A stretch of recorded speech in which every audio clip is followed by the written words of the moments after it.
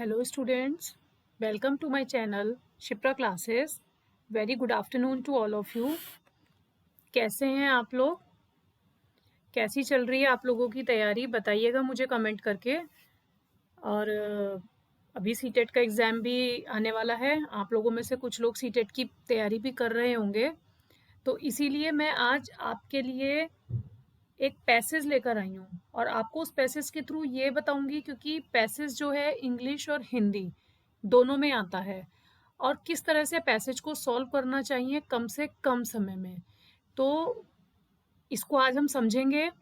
कुछ ट्रिक्स लगती हैं, कुछ ऐसी चीज़ें हमें फॉलो करनी चाहिए जिससे हम पैसेज को अच्छे से समझ सकें और इजीली उसके आंसर्स दे पाएँ। तो सीटेट और यूटेट एनी एग्ज़ाम, चाहे नेट का एग्ज़ाम हो, एनटीए यूजीसी नेट का पेपर हो, पैसेज मोस्टली सभी एग्ज़ाम्स में पूछा जाता है। अब सीटेट और यूटेट में इंग्लिश में भी, इंग्लिश के पेपर में भी और हिंदी के पेपर में भी पूछा जाता है। तो आज हम डिस्कस करेंगे पैसेज को लेकर कि पैसेज कैसे सॉल्व करने चाहिए। देखिए, एग्ज़ाम में टाइम लिमिट होती है, तो हमें ज़्यादा अपना टाइम एक ही चीज़ पर फोकस नहीं करना है। मीन्स कि सबसे पहले तो हमारी रीडिंग स्किल्स स्ट्रॉन्ग होनी चाहिए, ताकि हम जो पढ़ें उसको हम एक बार में समझ सकें कि एग्जैक्टली क्वेश्चन या फिर पैसेज में क्या कहा जा रहा है या क्या पूछा जा रहा है। अब जैसे हमारे पास एक ये पैसेज है, ये यूटेट का लास्ट ईयर का पेपर है, उससे मैंने एक पैसेज लिया है। अब ये हम पैसेज पढ़ेंगे और समझेंगे हमें क्या करना है। सबसे पहले हमें 2 से 3 मिनट पैसेज को पढ़ना है, समझना है और ये समझने की कोशिश करनी है कि एग्जैक्टली पैसेज में किस चीज़ से रिगार्डिंग, किस चीज़ के रिगार्डिंग, किस टॉपिक के रिगार्डिंग बात हो रही है। ठीक है, फिर हम 1 बाय 1 क्वेश्चंस देखेंगे।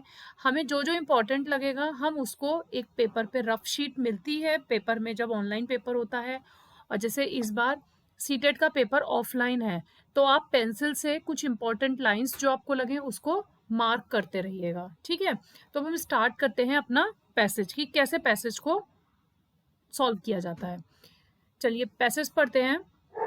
हमारे पास पैसेज है, law is found in all modern societies and is usually regarded as the bedrock of civilised existence.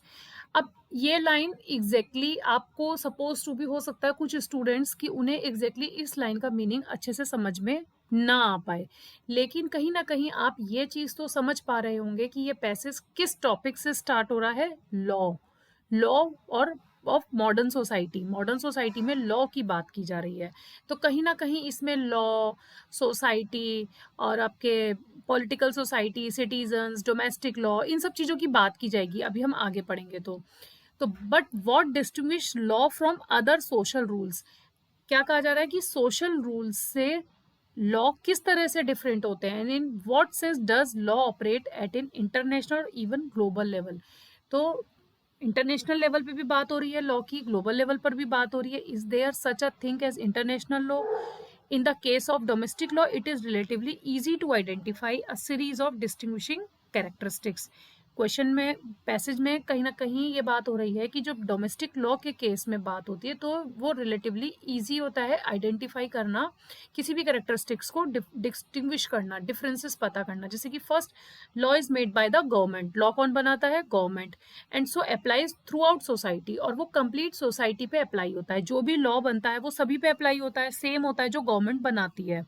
Not only does this mean that law reflects that will of state and therefore takes precedence over all other norms and social rules, but it also gives domestic law universal jurisdiction within a particular political society.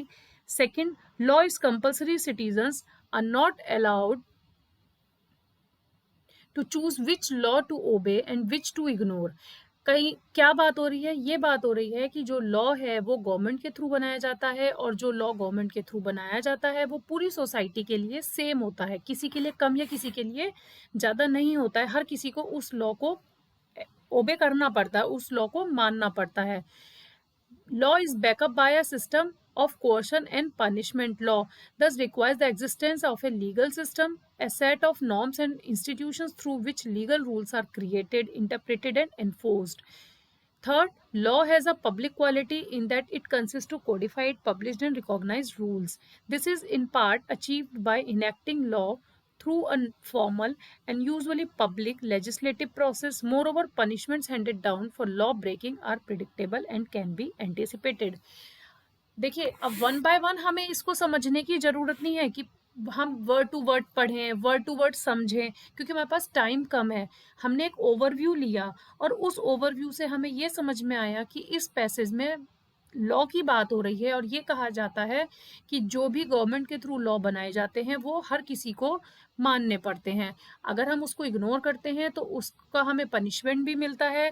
ठीक है, punishment handed over down law breaking. अगर हम उस law को तोड़ेंगे, किसी भी rule को तोड़ते हैं, कोई सरकार का हम रूल अगर कोई गवर्नमेंट बनाती है तो उसके लिए हमें पनिशमेंट भी मिलता है। तो ओवरऑल ये कंक्लूजन इस पैराग्राफ से हमें मिल गया। ठीक है, अब हम जाते हैं अपने क्वेश्चंस पे। अब हमें क्वेश्चंस देखने हैं।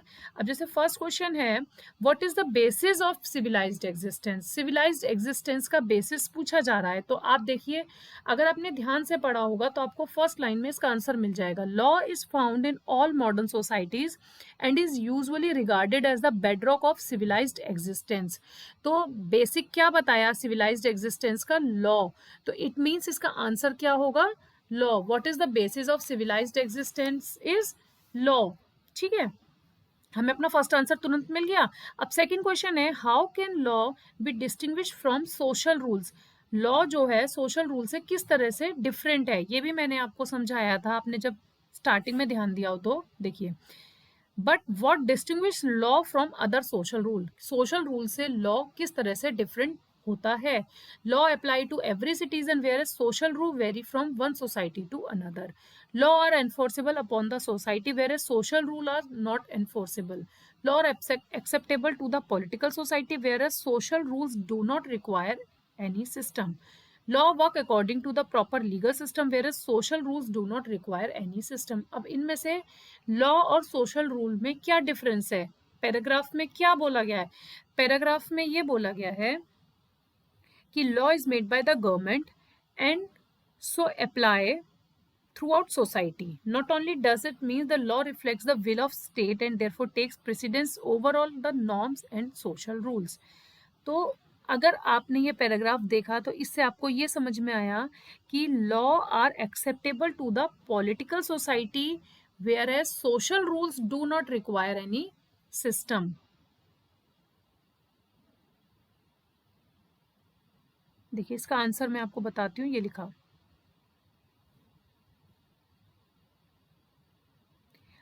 particular political society therefore takes precedence all over the norms and social rules, but it also gives domestic law universal jurisdiction within a particular political society.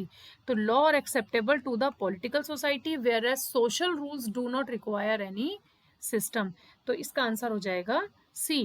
अब क्वेश्चन नेक्स्ट है, what is the outcome of breaking law. अगर आप law को तोड़ोगे तो क्या मिलेगा? Punishment. ये तो क्वेश्चन में साफ साफ लिखा है। देखिए, कुछ क्वेश्चंस एकदम डायरेक्ट मिलते हैं अगर आपने पैराग्राफ अच्छे से पढ़ा है। आप predictable and can be more over punishment handed down. अगर आप लॉ को तोड़ेंगे फॉर लॉ ब्रेकिंग, लॉ को तोड़ने पे आपको क्या मिलेगा? पनिशमेंट। नेक्स्ट क्वेश्चन क्या है इस पैराग्राफ का? Identify a word from the passage which means action of using force और threat to do something. Action of using force, forcefully किसी काम को करना, थ्रेट टू डू समथिंग, कुछ करना है उसके, थ्रेट डर किसी चीज का। तो जब हम किसी चीज के दबाव में कोई काम करते हैं, फोर्सफुली हमें कोई काम कराया जाता है या हम किसी डर के वजह से कुछ काम को करते हैं, तो पैराग्राफ में एक ऐसा वर्ड यूज किया था जो इस लाइन को जस्टिफाई करता है। देखिए, यहाँ पर एक वर्ड यूज किया था कि which law to obey and which to ignore because law is backed up by a system of coercion and punishment. तो यहाँ क्या वर्ड यूज हुआ है? कोर्जन। तो कोर्जन का मीनिंग होता है दबाव में, किसी काम को दबाव में आकर करना।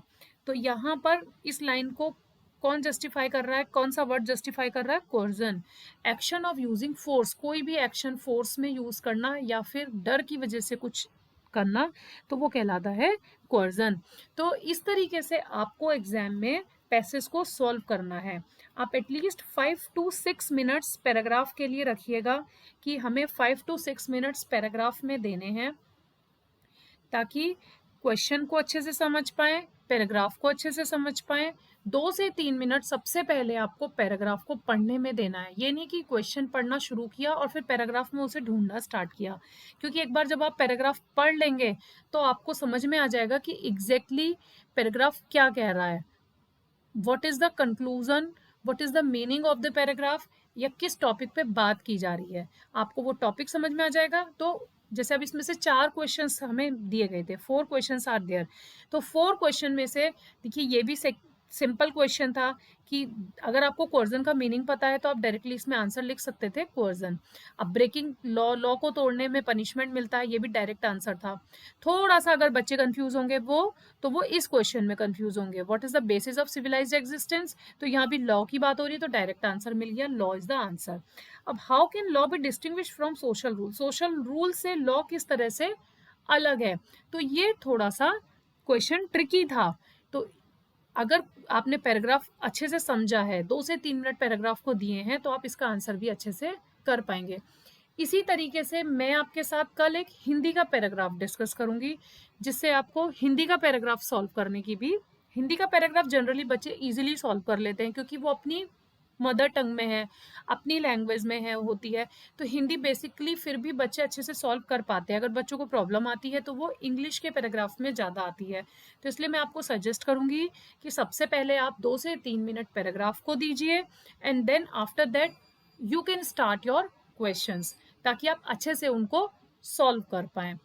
ठीक है, तो ये थी आज एक छोटी सी video regarding paragraph, how to solve passage, how to solve paragraph, unseen passage जिसे हम बोलते हैं। तो बाकी आप पढ़ते रहिए, वीडियोस देखते रहिए एंड चैनल को अगर वीडियोस पसंद आ रही हो तो सब्सक्राइब कीजिए ताकि आपसे कोई भी नोटिफिकेशन मिस ना हो पाए, और कंटिन्यू मेरे साथ आप बने रहिए। Thank you for watching.